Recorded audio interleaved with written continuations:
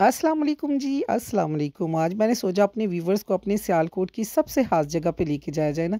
जगह तो काफ़ी ख़ास है, क्यों ना इकबाल मंज़िल का आप लोगों को विज़िट करवाया जाए। तो मैं गई हुई थी मार्केट, तो मैंने सोचा इधर चलती हूँ, साथ करती हूँ व्लॉगिंग और अपने व्यूवर्स को लेके आती हूँ कि आएँ जी, मैं आपको इकबाल मंज़िल की ना विज़िट करवाऊँ। देखिए आप शायर मशरिक़ का रहन-सहन, उनका घर, उन किस चेयर पे बैठते थे और कौन से बर्तनों में खाते थे, और जो तस्वीरें हैं यादगार, वो अपने व्यूवर्स के साथ शेयर की जाए। तो ये जी एंटर होते ही इकबाल मंज़र में एक साइड पे जोन सा है वो लाइब्रेरी है, ये उनका झूला और चेयर है। आपको ऐसे मैं सरसरी बताती जाऊँगी। और ये है उनकी जो पहली है बीवी, वो ये सेकंड वाली, और साथ ही इनकी वालदा की तस्वीर है। कुरान पाक लेके जो बैठी हैं वो उनकी वालदा हैं।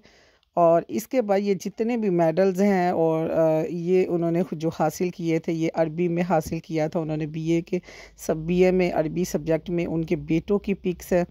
ये सारी की सारी जब नीचे हमने देख ली सारी तस्वीरें, तो फिर हम ऊपर बलाई मंजिल पर चले गए। इसके दाएं जानिब एक कमरा था और कमरा एक बैठक नुमा था। मेरे हाथ से जो भी इधर विज़िट करने आता होगा, जो बड़े बड़े अफसरान हैं, तो फिर इधर बैठ के मीटिंग्स करते होंगे। मेरे ख्याल से तो ये यूं ही है। इधर इलामा इकबाल की बहुत प्यारी-प्यारी उनकी शायरी लिखी हुई थी और उनकी बड़ी-बड़ी तस्वीरें लगी हुई थी। और कायद आज़म ने इलामा इकबाल के मुकाम के बारे में जो अल्फाज कहे गए थे ना, वो उन्होंने इधर तहरीर किए हुए थे। अगर आप जल्दी से पढ़ सकते हैं तो पढ़ लें, वरना कैप्चर ले लें और बड़े आराम से पढ़िएगा। इसके बाद है जी हम सेकंड वाले रूम में। इधर ये डाइनिंग टेबल है जिधर इलामा इकबाल साहब अपना खाना खाया करते थे। और ये उनके घर का दूसरा रूम था जो कि बलाई मंजिल पे मौजूद था। इधर छत को खूबसूरत सा उनकी यादें हैं। और ये एक तस्वीर थी जिसके ऊपर उन्होंने, मेरे हाथ से ये हैंडमेड है। तो ये उनके पोते इकबाल मुनीब जो उनसे है ना, उनका पोता, ये उनकी तस्वीर है। अच्छा जी, फिर इसके बाद हम गए दूसरे रूम में। और इधर ये पलंग था। और पलंग हमने उनसे पूछा तो उन्होंने कहा कि इलामा इकबाल साहब के ना ये पलंग है जहाँ वो सोया करते थे ना। ये उनके घर की एक एक चीज़, यानी कि उनके घर की ना सेव है इस टाइम। और बाकायदगी से लिखा हुआ था कि इधर बैठना या लेटना मना है, लेकिन हमारी बच्ची को कौन समझाए। मैंने तो अल्लाह पाक से यही दुआ मांगी कि अल्लाह की ज़ात चले जी, ये अगर इधर बैठ रही है तो परवरदिगार कोई करिश्मा करे, हमारे बच्चे भी हमारा नाम ऐसा पैदा करें कि सदियां गुजरने के बाद भी हमारा नाम ना जिंदा रहे। दुनिया में जब सारे आते हैं और सबने जाना है दुनिया से, बेशक जी दुनिया फ़ानी है और जो आया उसको हर ज़िंदा शय को वापस अल्लाह की तरफ लौटना है। लेकिन जो लौट कर फिर अपनी यादें ऐसे छोड़ जाते हैं कि उनके नाम सदियों बाद भी अच्छे लफ्ज़ों में इनको याद किया जाता है, वो अल्लाह ताला कोई मेरे हाल से हज़ारों करोड़ों में एक ही पैदा करता होगा। ये उनके बर्तन थे और ये उनका हुक्का जिसमें वो मसे के पिया करते थे। हुक्के को पहले ज़माने में हुक्के पिया करते थे। अच्छा, ये मुझे बर्तन बहुत पसंद आया। इसमें ये बाउल था, बाउल के ऊपर प्लेट फिक्स थी, नीचे एक सुराख था एक साइड पे जिससे गर्म पानी डाला जाता था, फिर ऊपर खाना रखा जाता था, ऊपर दवात और उनका कलम पड़ा हुआ था। ये खूबसूरत सा ट्रे था। ये उनके बेटों की और बहू की तस्वीर है जो उन्होंने इधर नस्ब की हुई थी।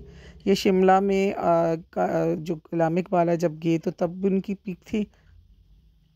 उनकी बहू और पोतों की, ये उनके पोते की पिक है। मैं तो कहती हूँ अगर जब आप लोग सियालकोट में आएँ और ज़रूर अपने बच्चों को लेके आएँ। तो जो सियालकोट के रहने वाले हैं अपने बच्चों को लेके जाएँ, ये हमारा असासा है, ताकि बच्चे देखें, उनको पता चले कि इलामा इकबाल कौन थे जिन्होंने ख्वाब देखा और आज हम आज़ाद मुल्क पाकिस्तान में रह रहे हैं। अल्हम्दुलिल्लाह रब्बिल आलमीन। अच्छा जी, ये कायद-ए-आज़म की ज़ाती तस्वीर जो उन्होंने खुद उनके जो वो हैं मुलाज़म, उन्होंने खींची थी इलामा इकबाल के घर की, वो भी इस इधर उन्होंने नस्ब की हुई थी। ये मुंशी साहब उनके थे इलामा इकबाल साहब के, अली बख्श, ठीक है, मुलाज़म थे। तो ये उनकी तस्वीर है। और अक्सर आपने जो 9th के स्टूडेंट्स हैं या 9th में आपने ये कहानी पढ़ी होगी अली बख्श की, तो ये देख लीजिए, आज आप उनकी पिक भी देख सकते हैं कि अली बख्श साहब कैसे नज़र आते थे। कायद इलामा इकबाल के घर के चारों तरफ में कमरे थे और इनके सेंटर में ना, घर के सेंटर में जिसको हम आजकल बना लेते हैं जी टीवी लॉन्च, उस ज़माने में रोशनदार ये जालियां लगी हुई थी जो कि आसमान नज़र आता था।